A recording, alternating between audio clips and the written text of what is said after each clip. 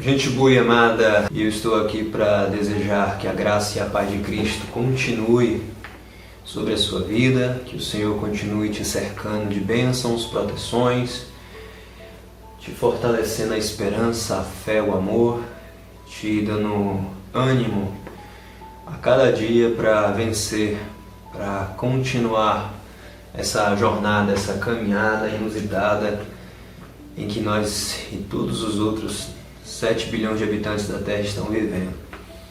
Eu quero compartilhar hoje contigo palavras do nosso Senhor e Salvador Jesus Cristo, no capítulo 24 do Evangelho de Mateus, apenas 2 versículos, o verso de número 12 e o verso de número 13, que diz assim: devido ao aumento da maldade, o amor de muitos esfriará. Mas aquele que perseverar, essa é a palavra que eu quero firmar, mas aquele que perseverar até o fim será salvo. Esses 2 versículos fazem parte de um conjunto de profecias que Jesus faz em seu sermão conhecido como sermão profético. Os capítulos 23, 24 e 25, Jesus está tratando do fim dos tempos, ou do cenário que se criaria no fim dos tempos. Ao começar esse sermão, Jesus denuncia a hipocrisia dos fariseus e escribas, falando do juízo que viria sobre aqueles que escandalizam os seus pequeninos. E logo em seguida Jesus começa a fazer uma série de profecias que responde à curiosidade dos seus discípulos sobre quando aconteceria o fim dos tempos, o juízo final, quando se concretizaria a destruição do templo, ou aquela identidade geográfica da figura divina que a compreensão dos judeus residia no templo de Jerusalém. E Jesus começa a falar sobre uma série de degradações, de mudanças degenerativas do ponto de vista social e social global como um todo, de uma série de degenerações que aconteceria do ponto de vista familiar, pois os pais entregariam os filhos os pais, irmãos a outros irmãos. Quando eu falo de degeneração social e global, eu falo porque haveria guerras, rumores de guerras, pânico, caos, destruição. A própria natureza sofreria de alguma forma um desgaste, uma degeneração, terremotos, furacões, E a gente está vendo isso acontecendo aos poucos, lugares onde nunca havia, está tendo, lugares que antes tanto havia, já não tem mais, enfim. Jesus fala de uma degeneração sobre muitos aspectos, mas também e principalmente do ponto de vista humano. A gente pode atrelar fome não apenas a uma questão natural, uma degeneração natural, a escassez de recursos, mas também ao ponto de vista da degeneração humana, visto que fome está atrelada também à concentração de renda, que faz faltar para tantas pessoas. Mas mais do que isso, fala-se aqui de ódio, fala-se de traição, fala-se de um contexto de tantas mentiras e enganos que as pessoas ficam completamente desnorteadas, sem saber no que acreditar. Fala-se de um nível de angústia que cresce, como de uma mulher que está para dar à luz a um filho.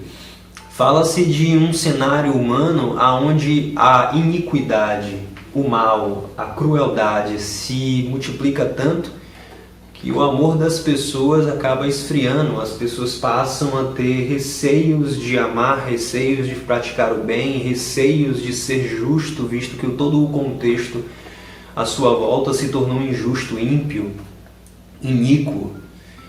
Então Jesus pinta esse cenário como sendo o cenário do final das coisas, o sinal do final das coisas. Agora imagine-se vivendo nesse contexto.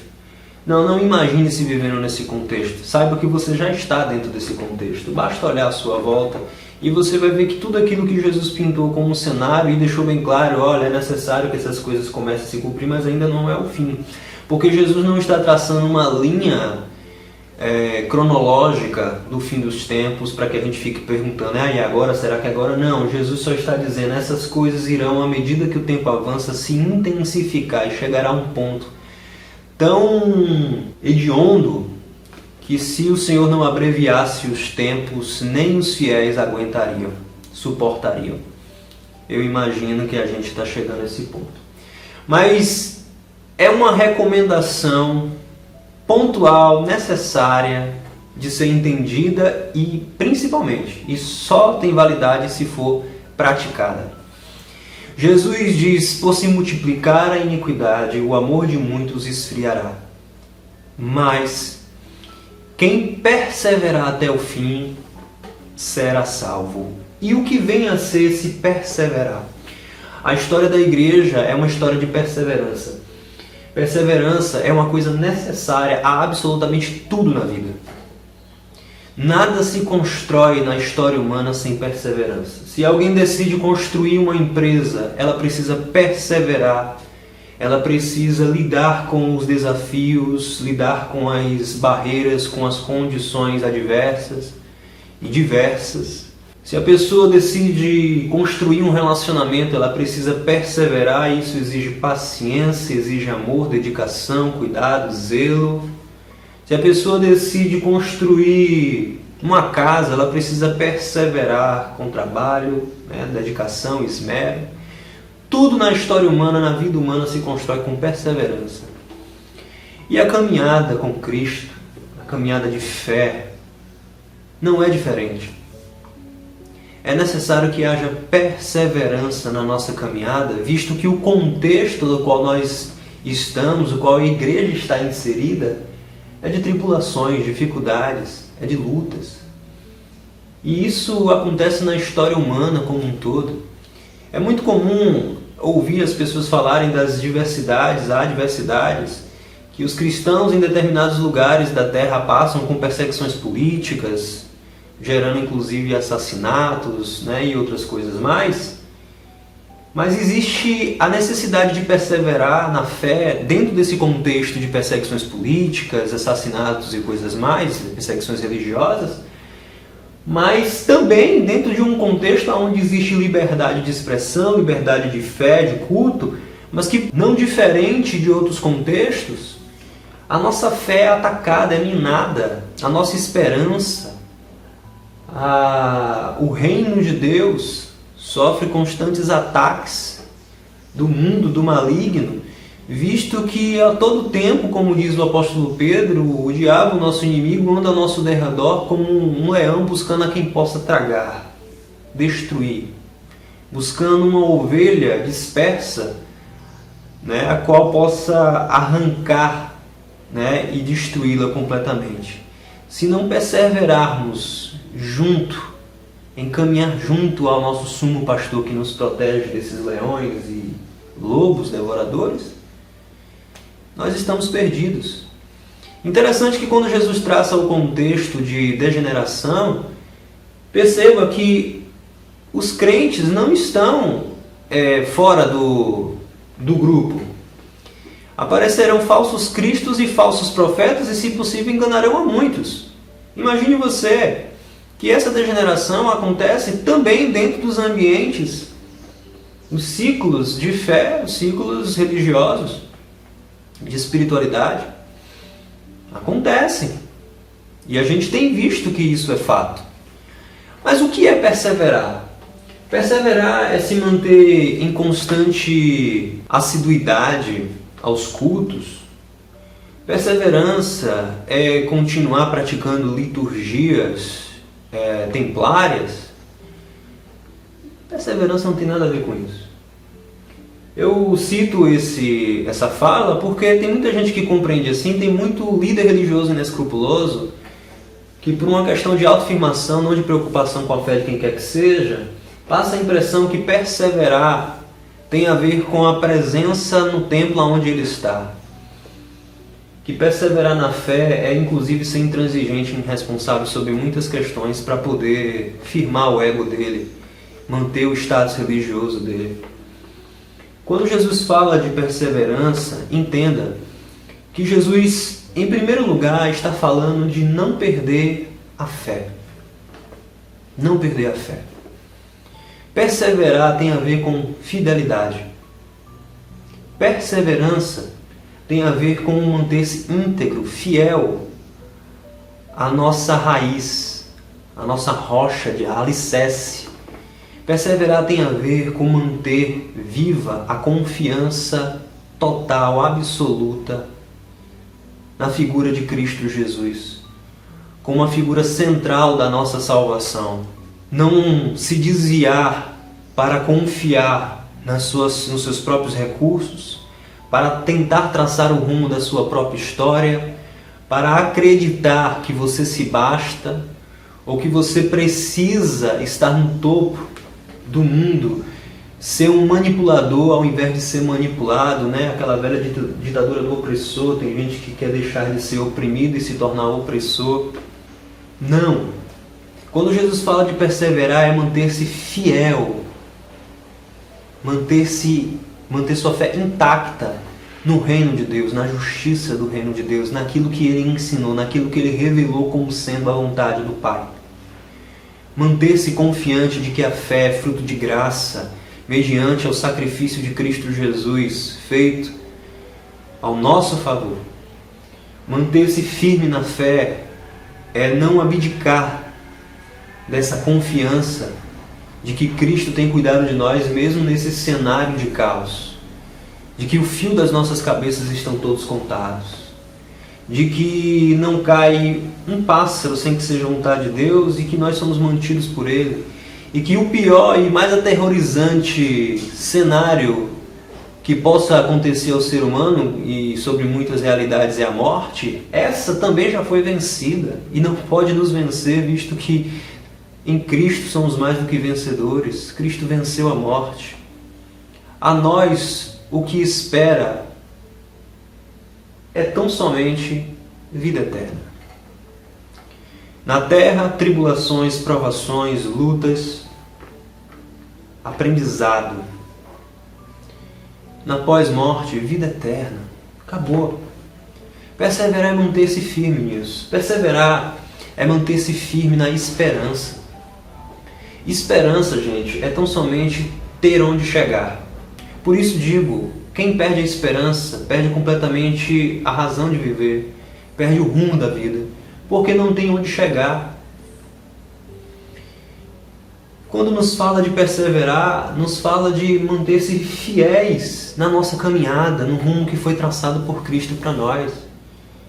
Porque quem perseverar, quem manter viva a esperança, caminhante na fé, alcançará o quê? A salvação. A salvação que já nos foi garantida, que já nos foi dada, ela se consumará mediante a nossa perseverança. Os nossos olhos um dia verão, constatarão que tudo que o Senhor Jesus nos disse, nos profetizou, nos revelou, é verdade, é fato. Se concretizará, todos os olhos verão essa realidade. Isso é perseverar. Perseverar, por fim, é não sucumbir ao mal. É manter a fé, é manter a esperança e é manter vivo o amor. E quando eu falo amor, é não sucumbir à maldade. Porque por se multiplicar a iniquidade, o amor de muitos esfriará, se extinguirá, morrerá. E Jesus está dizendo, é necessário que vocês mantenham se amando. Vocês são sal da terra, vocês são a luz do mundo. E o que sal da terra, o que traz luz a este mundo é justamente o amor de Deus sendo experimentado, sendo passado de pessoa a pessoa. O que ilumina esse lugar de trevas, o que gera esperança, o que suscita fé em Deus, é ver que o amor, ou seja, a identidade, o item que mais identifica a Deus, o Deus de amor, ainda está vivo dentre nós. Então esse tripé que é dito, é tão citado por Paulo, a fé, a esperança e o amor, é justamente no que nós devemos perseverar. Nós começamos uma caminhada em Cristo. Nós estamos caminhando com Cristo. Nós chegaremos até Cristo. Cristo é o começo, o meio e o fim da nossa jornada. Nós começamos em fé, caminhamos em fé e a fé se consumará. Cristo é o autor e consumador da nossa vida. Nós começamos a nossa caminhada mediante uma esperança. Estamos caminhando nessa esperança e nos depararemos com a concretização dessa esperança. Quando entregamos a nossa vida a Cristo e confiamos em Cristo, nós assumimos como item básico da nossa fé, da nossa caminhada, da nossa vida, o amor. Nós começamos em amor, caminhamos em amor, aprendendo cada dia mais a amar como Deus ama, sendo amados por Deus, e consumaremos, concretizaremos a nossa caminhada, chegaremos ao lugar onde o amor é a raiz de tudo. É necessário perseverar nisso. Olhe que eu imagino que em meio ao cenário desses 4 meses não tem sido fácil manter viva essas 3 coisas. Ansiedades, preocupações, medos, receios. São coisas muito latentes em meio à pandemia. Mas eu queria, meu irmão, em nome de Jesus, te animar, te dar uma palavra de força para que você persevere.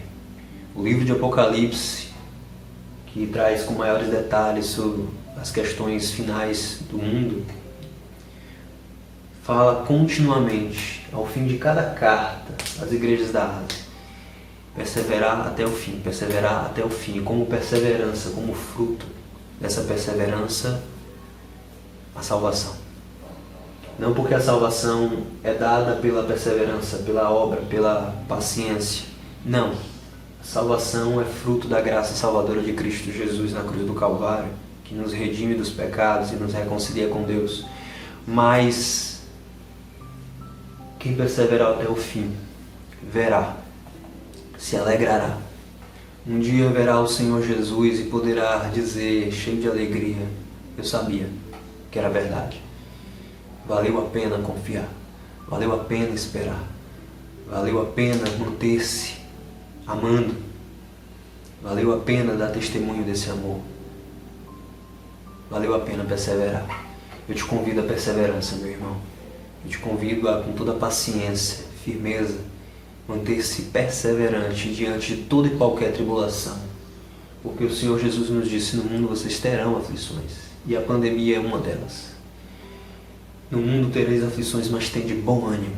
Se alegrem, se animem, fiquem firmes, fortes, porque eu venci o mundo. Tudo isso é passageiro, e as leves e passageiras tribulações desta vida não se podem comparar com a glória que para nós está reservada. Eu quero te animar com essa palavra. Eu quero te fortalecer com essa palavra. Que o Espírito do Senhor inunde teu coração de paz, inunde teu coração de amor, de esperança, que te fortaleça a fé para que nada seja capaz de furtar a tua alegria no Senhor, a tua esperança no Senhor. Um grande beijo, que Deus continue te abençoando. Fica na paz de Jesus. Um abraço.